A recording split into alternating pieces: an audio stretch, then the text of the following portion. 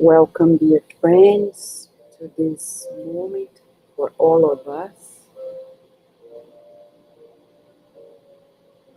This is our online spiritual care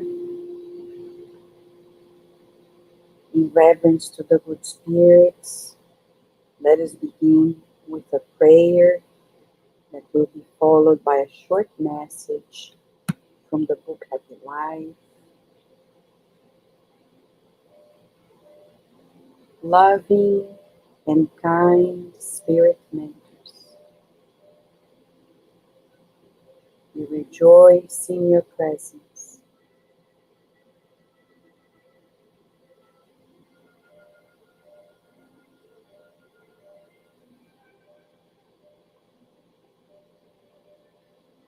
We are here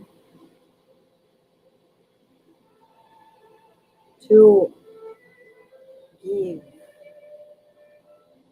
the much that we have received.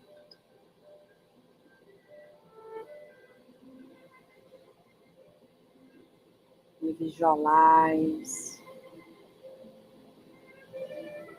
shower of healing light upon us.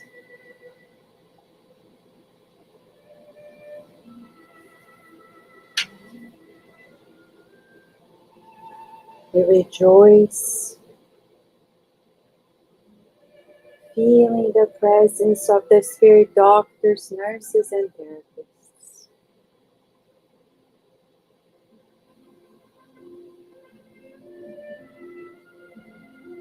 The directors of the meeting who watch us from afar, who know exactly what's going on, and who hope we stay honest and sincere in our thoughts and feelings.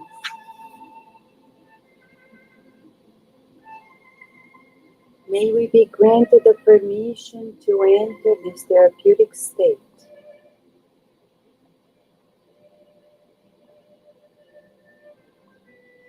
And keep on co-creating with you, Lord of Life, in calmness,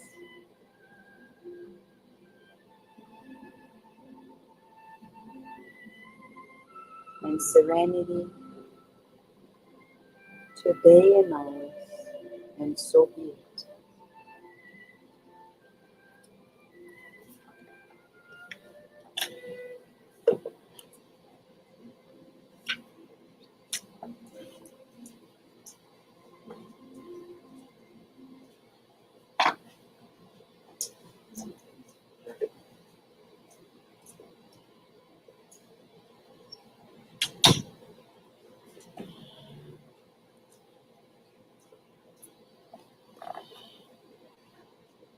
Today, Joanna de Angelis has a message, very simple in 4 sentences.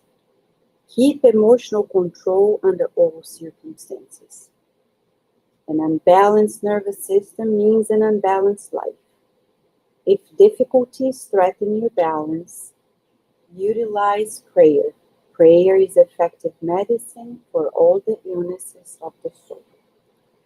Simple, short, as you can see. In this message, Joanna de Angelis is advising us to a conquest. She lived lives in which she was often threatened by society. In her life as Joanna of Cusa, at Jesus' time, women were not regarded as much. They didn't have the same privileges, and still women don't in so many ways. But Jesus advised her to fulfill her duties in spite of the odds, to be a good mother, to be a good wife, things that nowadays are lost because women want to be just like men and to be in the rat race of life, thinking that just because we conquered similar rights, we have similar duties, which is not true. We may all work, but always it will be on women the charge of so many things. And if people here on the internet want some references, we have an extensive literature in Spiritism, not only praising the role of women since Leon Denis and Kardec's time, but Emmanuel reinforces telling us in one of his books from our Daily Bread collection that Jesus was the first feminist to bring equality, though valuing the unique role of women, the feminine. Why we're talking about this? Because when we talk about emotional balance, we're talking about the masculine and the feminine in us. That's how we find balance emotionally. It's important for us to conquer this state of serenity that only the feminine can give. The state of resignation that only the feminine can give. The state of calmness that comes from the feminine, the surrender part of us. As Joanna de Angelis is saying here, when difficulties come and challenges, we need to pray. And what kind of movement is this? It's the movement of the feminine. When we surrender to God, not that we're going to say, oh God, take care of my life, fix my life. But I say, God, there is a reason why we're undergoing X, Y, Z things. Please show me how to stay calm and understand, be resilient, endure.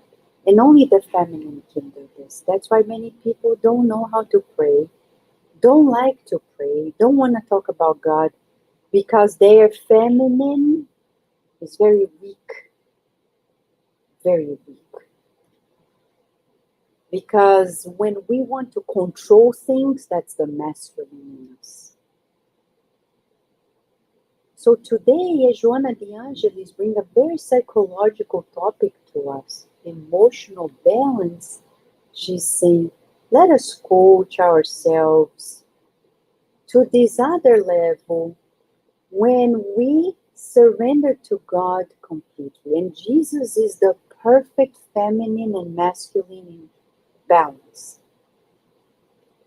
He was constantly surrendered to God, and yet heroically determined, courageous, the balance. An invitation for us. To surrender ourselves to God is not weakness. To pray when things feel chaotic is actually the means through which we'll find our communion with God, the communion with our beloved high spirits. The spirit guides and protectors who are constantly with us. Today, we have an opportunity to think a specific remedy. And what is this remedy? As she says, prayer is effective medicine for all the illness of the souls. You and I, all of us, incarnates, discarnates, are in this progressive journey. What a good news because we always progress, never regress. And in the story of Chico Xavier, we see what it is to find this balance, to find serenity amidst our turbulations. Chico Xavier had several illnesses. Today we were listening, right, to the Brazilian podcast, and they were reminding us of Chico Xavier and Paul of Tarsus. Paul of Tarsus had several issues. The minute he decided to follow Jesus and spread the message, he inevitably went through 30 years of a very challenging journey. Some people don't understand that every time he went out and preached, as we read in the book Paul and Stephen, or even in the Bible in the New Testament, Paul would preach, soon after he would be stoned almost to death. He would be imprisoned. He would be bashed. 10,000 things, expelled from cities. Imagine if at those tribulations he had quitted and said, no, this can't be the way, we wouldn't be here. Chico Xavier, in the same fashion, had a very difficult life, from poverty to family issues. His family was not 100% supportive of him. On the contrary, many were pushing him because it was a bother to be in a tiny town, constantly bombarded by requests at the door, people entering, people leaving, and people asking for help. And the family members were like, this is too much for us.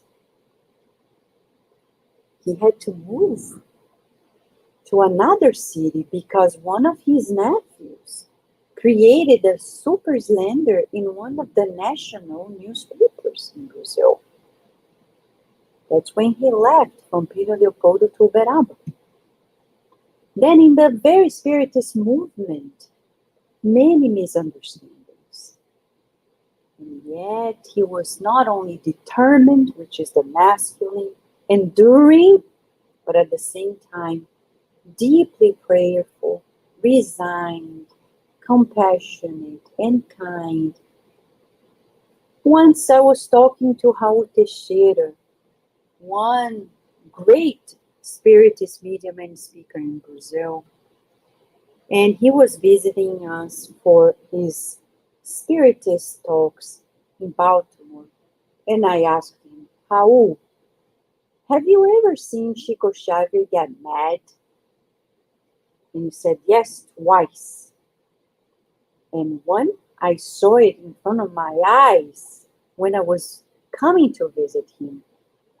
We will enter the Spiritist Center in Uberaba. And then, one person of the center was leaving the Spiritist Center. And he was surprised. He said, what are you doing in there? And this was at Comunhão Espírita de Uberaba, the first center he founded with Divaldo Franco in Uberaba, and then the third one in his life that he founded, the Grupo Espírita da Prece. The man said, oh, I decided to come and paint the center. He said that Chico Xavier went crazy. He raised his voice and said, let me tell you one thing. You never, ever, ever do this again. Because this center is not yours, it's not mine. You cannot do whatever you like just because you have a good idea. And said that Chico was very, very, very upset. I was surprised. Of course, the upsetness of Chico Xavier is very different from ours, I think, though Raul Teixeira said otherwise. Talking to Geraldo Lemos Neto, who had a very strong friendship with him and John Harley, he was always kind and gentle. But there is this one moment in which he was at the board of directors meeting at the Comunhão Espírita de Uberaba. A woman who was very wealthy gave a donation of a farm of many acres to Chico. Chico often received donations, but of course he channeled it to the people in need. But some of the directors of the Spiritist Center wanted to transform the farm, sell it out, and expand the Spiritist Center and transform it into a mega center. Emmanuel said in the meeting, no, no, no. Chico then said, no, no, no. And they kept insisting. And the people who knew of the meeting said that Chico used his hand, almost like punching the table, and said, enough. We'll sell it. But I will no longer be here. And that's when he left that center to create the smallest center in the world, the Grupo Espírita da Prece. And then he put a plaque saying, that is the gospel house of Francisco Cândido Xavier. To say, no question, nobody can say what to do with it. Nobody's going to go to a different direction other than the one that Jesus created, keeping it simple like the first Christians. Why we're sharing these stories? Because, of course, there are moments in our lives where we have to be firm, where we have to be honest, and to be coherent with our moral principles like Chico Xavier had, even if it is at the cost of our daily bread. But another story is to be constantly at the edge for almost nothing. So here is what we're saying. There are moments in which we have to be firm and say no, like Jesus said, yes, yes, no, no, as Jesus had his times as well, but always keeping the inner serenity. And maybe people around us cannot identify, but we know. Food for thought. We see wonderful friends here, Guilherme, Vera, Lu, Fernanda Tomás, Daniel Pion, Katia, Slavik.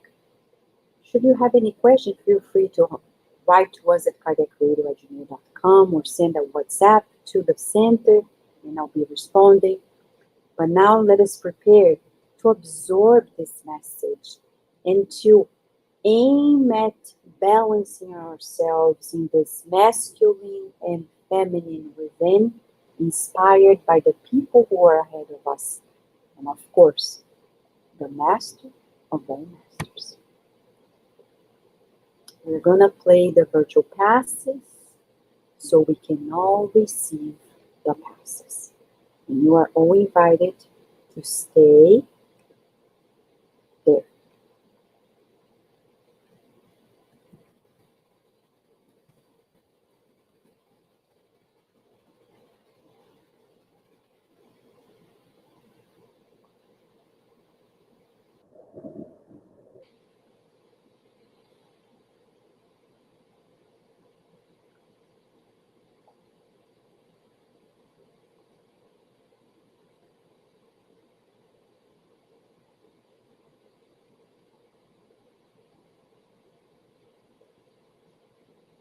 Chico Xavier once stated that thought is life.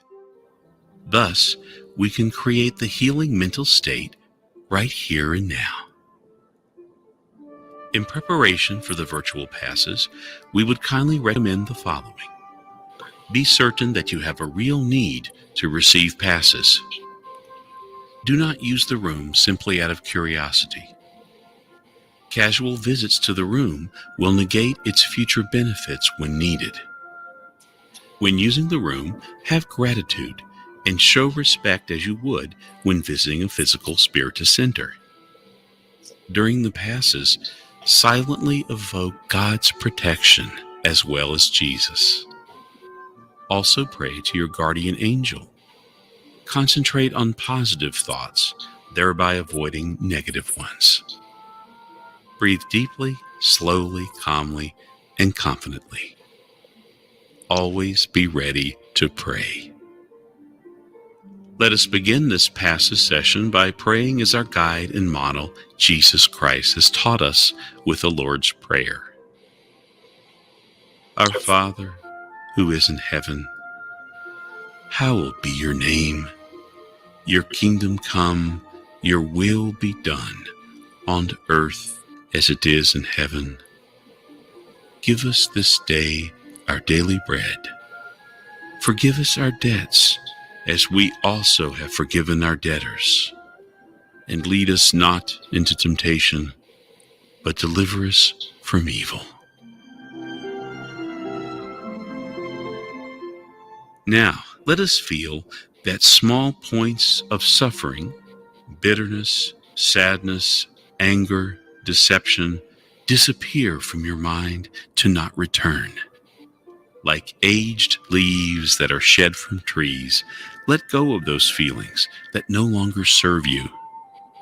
And gently, but most assuredly, discard them. Let the wind of life carry them so far away that they are unable to return and recreate their negative link. Little by little, your emotional tree sheds its negative feelings, becoming clean and ready for its renovation. Without the weight of those dead leaves, you feel lighter and are able to feel the gentle water of life now abundantly falling onto your physical body, spiritual body, and soul. This water cleans, disinfects, purifies, deconstructs, and tones all the cells of your body. Nothing can escape its renewing action. At the same time it is cleaning and moisturizing your body, this crystalline liquid satiates your spirit, eliminating affliction, anxiety, and unrest. Now within your heart resides a sense of calmness, cleanness, and well-being. Then the light of God emerges to warm and snuggle you, while caring rays penetrate your whole body and tenderly embrace you like a maternal hug, which brings comfort and safety to your heart. At this moment, great love warms your heart and removes the coldness resulting from any affliction. Now, your mind contains only feelings of joy and confidence. You are at peace and enveloped by a protective warmth.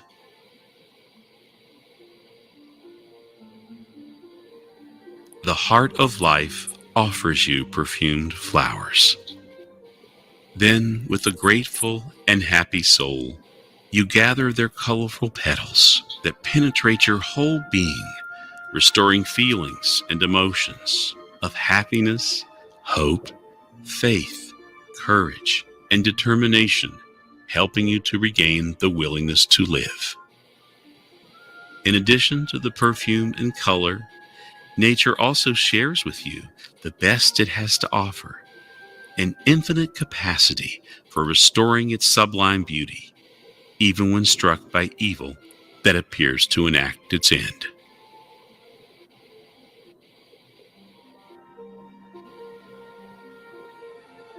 Divine hands full of light gently overflow and spill over you like a golden waterfall of unspeakable and unknown essence.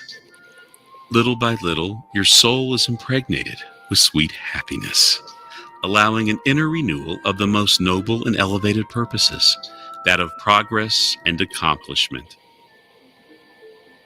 Showered by this sublime power, you deeply surrender to the donor of light, absorbing energy that now gives your life a new and blessed impulse.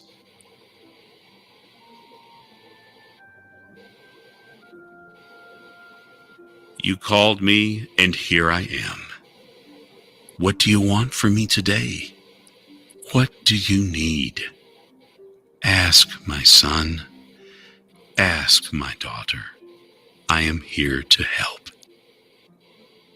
Now, ask your special request to Jesus, enumerating the problems and difficulties that afflict you.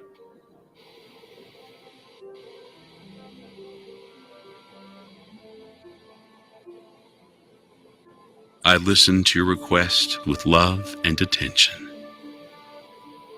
Now I count on your faith and trust in me to solve your problems. Go in peace. I am watching over you, and I will not lose sight of you. Believe in God and also believe in me. I will be with you every day until the end. Be happy. Many blessings.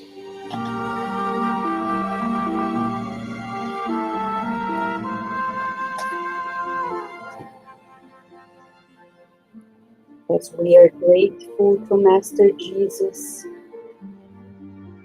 for his infinite loving care,